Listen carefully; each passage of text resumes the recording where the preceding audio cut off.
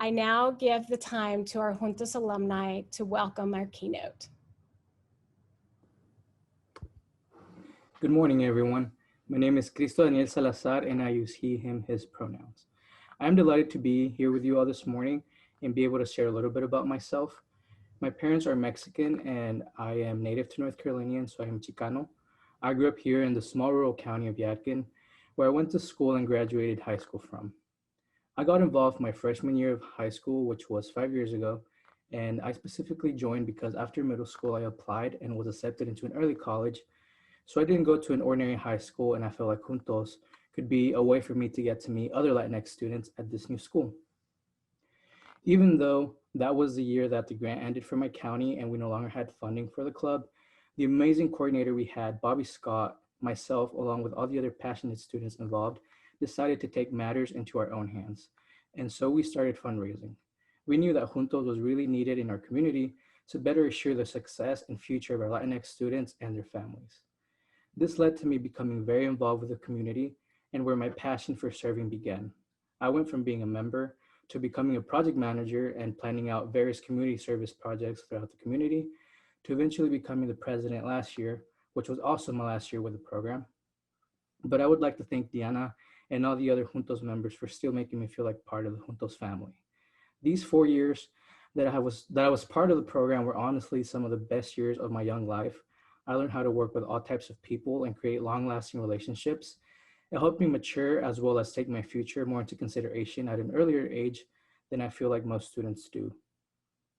I was able to become independent and gain skills that continue to benefit me to this day, and I know I will use for the rest of my life in my organizing career. After I graduated, I decided to take a risk and get out of my comfort zone. So I packed up my bags one day and I told my parents I was not going to let my Juntos experience go to waste. I moved to Raleigh 3 months ago, and I am enrolled into Wake Tech Community College to finish my associate degree, and also got accepted into an Organizing for New Movement Leaders online program at the University of Massachusetts. While being here in Raleigh, I was also able to find a job at Community Care of North Carolina, which is a nonprofit whose mission is to improve the health and quality of life of all North Carolinians by building and supporting better community-based healthcare systems. I am serving in the Wake County Health Department, Spanish Services as a contact tracer. And I know this opportunity would not have been possible without my experience in Juntos. Being here in Raleigh, I have also decided to further develop my social justice lens and get involved with the movements happening here and all over the world. I found an opportunity to also become a fellow at Poder en Sí, where myself, along with many other advocates, fight for social justice and human rights. With all this being said, I want to remind everyone and encourage those who can vote to do so, and or talk to your eligible friends and family members and let them know the importance of voting and having our voices be heard. Now, enough said about me. It is now my pleasure to introduce to you all our keynote speaker, but before I do, I'd like to invite you all to see the short video from the Oregon State University Juntos program.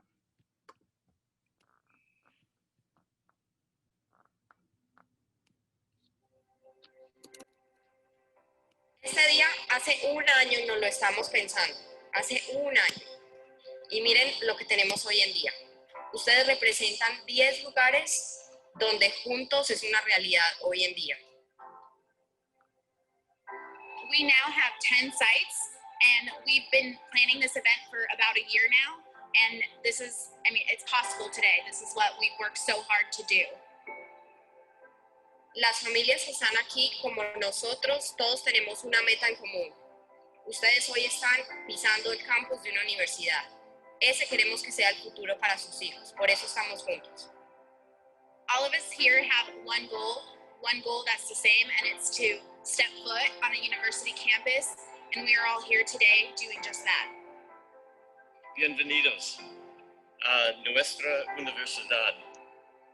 Por más de 100 años, OSU se ha comprometido con el papel de la educación académica para crear futuros para las personas.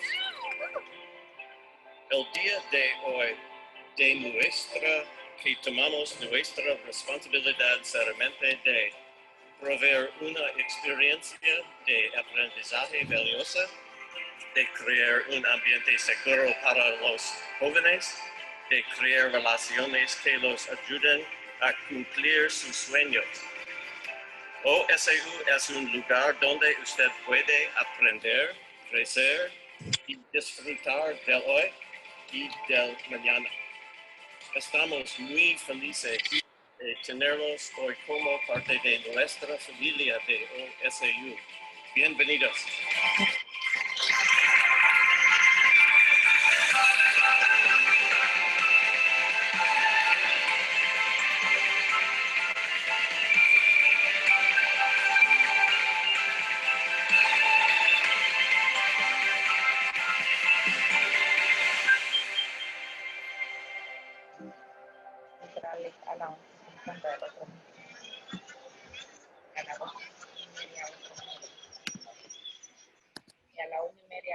Now that you've learned a little bit about Dr. About Scott Reed's commitment to the Juntos program, I am honored to share a little bit about his professional journey.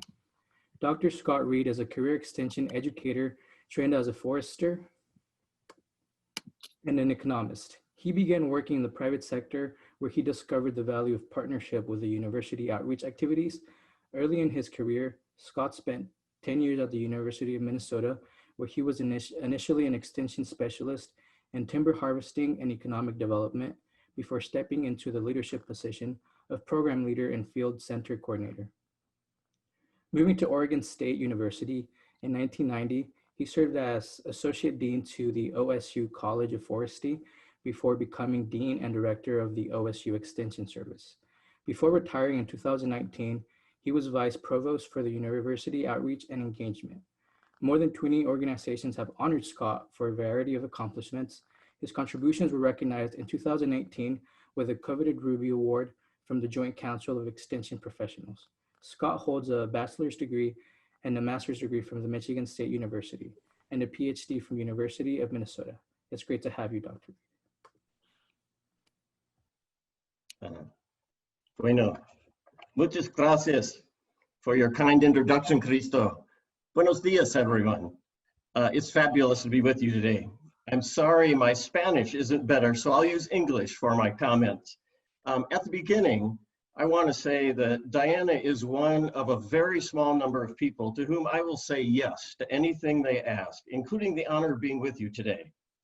When I reflect back on my career, I really didn't aspire to formal leadership opportunities, but instead was always and continue to be motivated by the power of bringing together opportunity with resources to produce inspiring outcomes. So I've used the title for my comments today, The Power of Purpose, and hope to illustrate why I believe that Juntos has demonstrated the ability to be a positive, disruptive force to our educational systems. I'm going to split my comments into kind of 5 quick sections today and illustrate a bit more about my story and who are responsible for what I now believe. I'll share a few mega forces that are around us and influencing us, talk about why that matters, what are the implications and actions. Then I'll make a case that it's time for Juntos before finally bringing it home. Next slide. One personal lesson for me, and maybe for all of you who care about Juntos, is to educate people who are in leadership positions, just like Mario Magana invested in me more than 20 years ago. Mario began as an intern in my office and worked alongside of me on some projects. And after catching the education bug, he chose to come back and be a graduate student, earning a Master's of Applied Interdisciplinary Studies. I was his major professor, and during that process, we traveled to Apatzingán and the University of Morelia in the state of Michoacán. And those experiences for me reinforced the connections among communities, universities, and families. Mario's graduate program combined fields of education, language, and forestry. One of the highlights of what we did together was to conduct a statewide conference on the undocumented workforce. And it was remarkable to me to see those who chose to come and join us.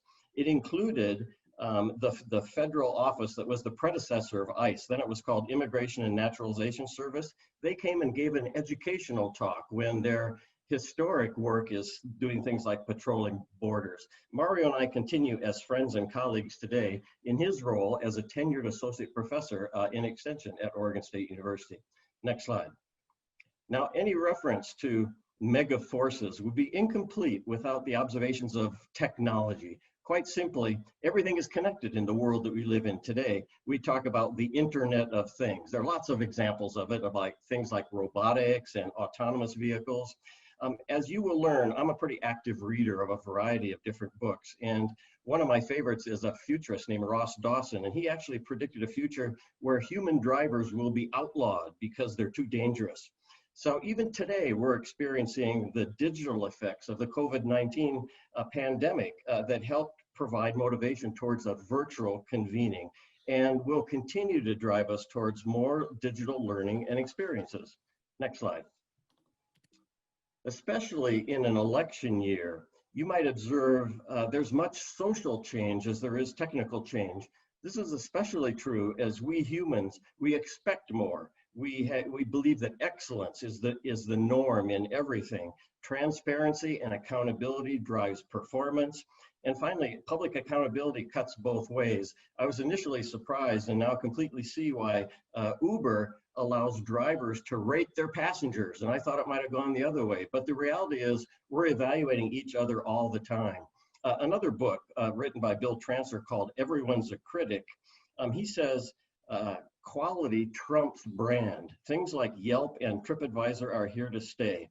My own colleagues, who are also extension directors, have had a conversation, and we're just convinced that extension education is a platform for democracy because it advances capacity for informed thought, social and economic change. I'm reminded of what an early mentor of mine said to me. He said, Scott, you know, the real purpose of education is to make your mind a pleasant place to spend your spare time.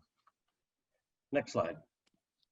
Adam Grant, in his 2014 book, helped me to see myself a little bit better. His book was called Originals, How Nonconformists Move the World. And in this book, he describes progressive organizational behavior with an adaptive culture. And he says those kinds of organizations that are going to move forward into the future welcome dissent. They have divergent thinking and they inspire critical upward feedback. So that helped me to analyze my own organization. And I hope you might think about the world in which you live and work and how we should think about the university leadership. The Institute for the Future out of Palo Alto, California says rock star leaders will be increasingly rare with less centralized roles, and instead leadership will be more distributed. I've always been a believer in what I thought of as leadership from the side. So how should we think about the recognized attributes of people who are adding leadership energy to the things that we do, regardless of their formal place in the organization? And I suggest you should look around you for people that have traits that include things like trust, empathy, gratitude, respect. And there's a lot more that I could say and would love to say about leadership, including how we work in teams going forward, as opposed to perhaps looking in the rearview mirror. Next slide. Well, so you may be thinking, what's all this mean for us? The Pew Research Center that was referred to earlier today illustrates how America is changing. 82% of us now live in cities with populations greater than 50,000, and the urban sector of America grew 13% from 2000 to 2018 compared to 9% overall. 1/2 of rural counties in America have fewer residents than they had in 2000, and 2/3 of rural counties has lost population in the last 4 years. Now, Pew also observed that Latinx population growth constituted more than half, 52% of the 19 million population growth between 2010 and 2019. This is a period where the white population actually shrank by 80,000. Thus, if we intend to focus on people, their problems, issues, and opportunities, we'll need to shift resources to urban and increasingly diverse areas and find ways to increase efficiencies elsewhere. I'm reminded of a famous bank robber named Willie Sutton. And he was quoted when someone asked him why he robbed banks, he said, well, that's where the money is. So when I think about why we're taking extension education into new places, that's where the people are. Next slide. Now, my observation is systematic needs assessments, which has been the hallmark of extension programs and the way they're planned, may be on their way out as what I think of as episodic data collections, instead giving way to real-time, constant conversations with society. Further, there's a growing literature that declares strategic planning is dead. Universities love to complete strategic plans that guide their work for 5 years or so. I'm not sure that that's the way of the future. Forbes says and has published that chief executive officers of organizations really aren't doing strategic planning as such. Instead, they're focusing on nimble execution of programs. Why is that? Well, the future doesn't cooperate with plans. The magazine Fast Company agrees and says that strategic planning is obsolete because the environment in which we execute is usually not the one planned for. Forbes goes on to prescribe the priority to 1, develop effective teams with a nimble culture, 2, look 3 to 6 months out, and you'll have the ability to adjust on the fly. Next slide.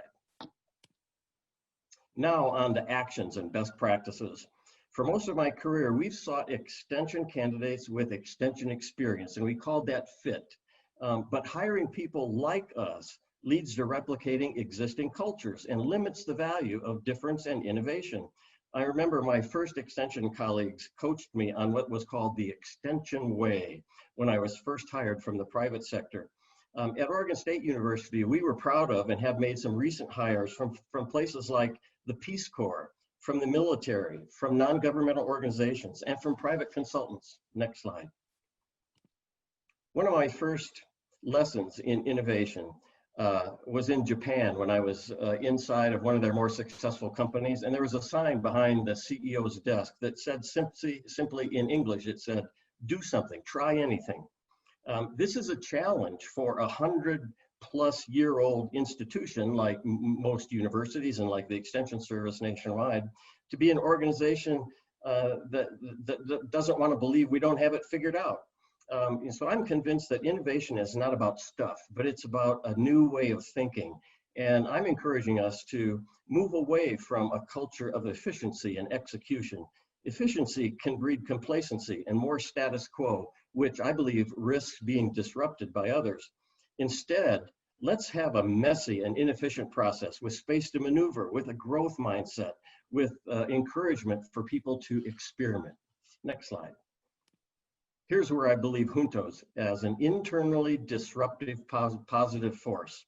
A Harvard business professor named Clayton Christensen pioneered the concept of disruptive innovation that plays out with too comfortable institutions who, by not paying attention, find themselves outdone by someone not even regarded as the competitor. Next slide. There are lots of examples of these disruptors or disruptive innovations. You can identify cell phones have essentially disrupted and displaced landlines. Netflix disrupted Blockbuster. Community colleges are making inroads against four-year colleges. Some community colleges now are advancing what they're calling applied baccalaureate degrees, once the exclusive province of four-year colleges. Airbnb have disrupted hotels, and retail medical clinics disrupted traditional doctor's offices. Next slide.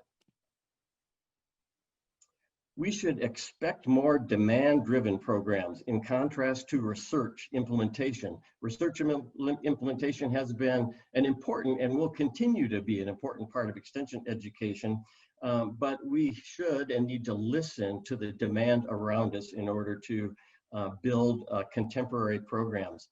I'm wondering if we can behave more like the 3M company.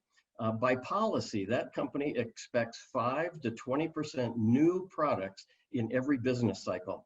And the way they do that is they give everyone 15% of their time to be flexible. They call it chasing rainbows. That philosophy led to the development of Post-it notes, to Scotch-Brite, and to masking tape. And I think we can maybe adopt some of the 3M company's actions. Next slide. Form reciprocal two-way relationships and co-create solutions. Honor knowledge of all types, including indigenous knowledge gained by generations of locally based experiences. As one of my colleagues, Dave King, likes to say, engaged universities listen as much as they talk and learn as much as they teach. Next slide. After 13 years of demonstrating proof of concept, it's time for Juntos to be the subject of a movement. And we know a lot about movements. Nearly 70 years ago, Eric Hoffer in 1951 wrote a book called The True Believer. And in it, he describes the elements and the relationships that help large groups of people do something different and new. I also like to reflect a little bit on Margaret Mead's reflections. I mean, and her most famous quote was, and many of us have heard this, "Never doubt that a small group of thoughtful, committed people can change the world. Indeed, it's the only thing that ever has." But her second most common piece of advice is one I equally like. And she said, if you really want to change the world, you must start everywhere at once. And it won't be straightforward and it won't be easy. The Institute for the Future has described what they call the new leadership literacies, and they identify the kind of skills we need in what they call a VUCA world, V-U-C-A. And I think if you're like me, you see those labels playing out. V is volatile, U, uncertain, C, complex, A, ambiguous. So we're in that world and we need to find tools in order to lead forward. Next slide. If not now, when? We have the demographic data, we have the mission, we have the momentum through a proof of concept that Diana and others in these 10 states have done for us. And we have champions. And most recently announced, I want to illustrate what the now means. Juntos last month was selected as one of 8 projects nominated by the nation to be part of the Federal New Technologies and Ag Extension. It's a federal budget line and it's a program that's administered by the E-Extension Foundation. As a result of being selected for this, Diana and her team will develop a common set of measures across the participating states to be used to advance the accomplishments and the success, the future success of Juntos. For the upcoming year, there'll be extra support provided for what feels like a booster rocket to me. It will be professional development, it will be leadership support and training, digital engagement, marketing and audience initiatives, evaluation support, and partnership development. And I'm really looking forward to working with all of you as we provide those wraparound services. Next slide. I want to shift to the consequences of inaction. Here's the kind of things I worry about as an extension director if we don't act. I'm concerned about lost identity. We could become invisible in a crowded space. The university as an expert model is also passing away because there are many non-governmental organizations and foundations and others in what's called the social economy doing work once the domain of extension. In Oregon alone, there are more than 150 nonprofit foundations working on the same issues that we care about. There are more than 70 youth serving organizations in the city of Portland alone, which caused me to ask, should we be the 71st? Or what distinguishes the university-based 4-H youth development program in which Juntos has an important relationship? And it's around our expertise in positive youth development. So I believe that extension organizations over time may do more wholesaling and less retailing in order to help the other organizations accomplish their own mission through enhanced capacity that we can provide. Next slide. I've been accused of being a welfare organization to help farmers make more money instead of emphasizing public value of safe and affordable food. We Americans enjoy the lowest food cost as a fraction of our income of anywhere on the planet. And so I think we need to be clear about the public value of our Juntos work. Things like community self-determination, enhanced leadership, opportunity generation through educational credentials, reduced cost of social support programs. And to help avoid being captured by historic programs and cliences, let's think about establishing community education councils as we've done in Oregon, rather than the typical program advisory committees that can tend towards guardians of the status quo. Next slide. Leadership belongs to those who take it, but now you can tell that I'm bullish on our future, but it won't come to us without assertive leadership, and I'm unwilling to yield the role that I believe land grants play best. Next slide. And now, bringing it home, universities are respected neutral parties. They can serve as effective village greens to convene people around issues. Next slide. Let's develop a few simple measures of the return on investment The Juntos Common Measures project will really help over the next year. So I think you can expect to see more emphasis on public value. Next slide.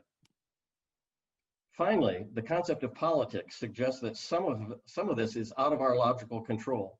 So how should we be strategic? That's my timer ending my talk, but I'll finish it.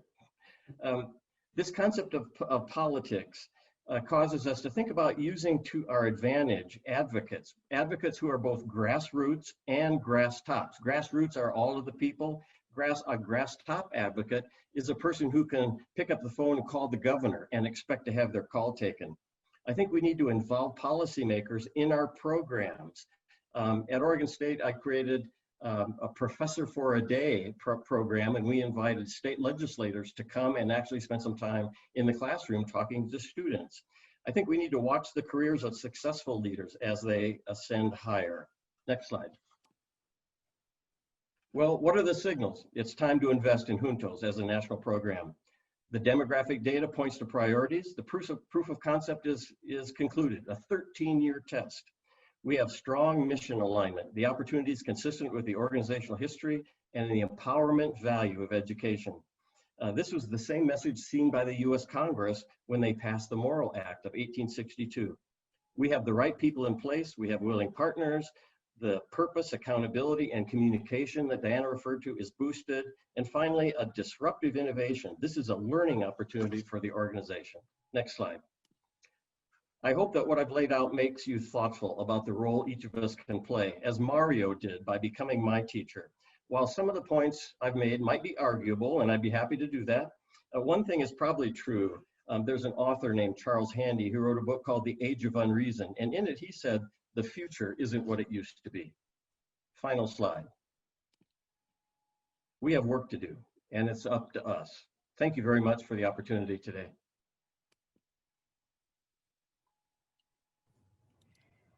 Thank you, Scott, for your words. Definitely appreciate your time. You are retired. You could be doing a gazillion other things like being on your motorcycle, but you chose to be with us. And, you know, I am grateful for the mentorship that you have brought to me and our team. And I'm just excited and that we have another year together. We didn't expect that, but I am definitely excited about the growth that will take place in Juntos because of your commitment and your investment. My pleasure.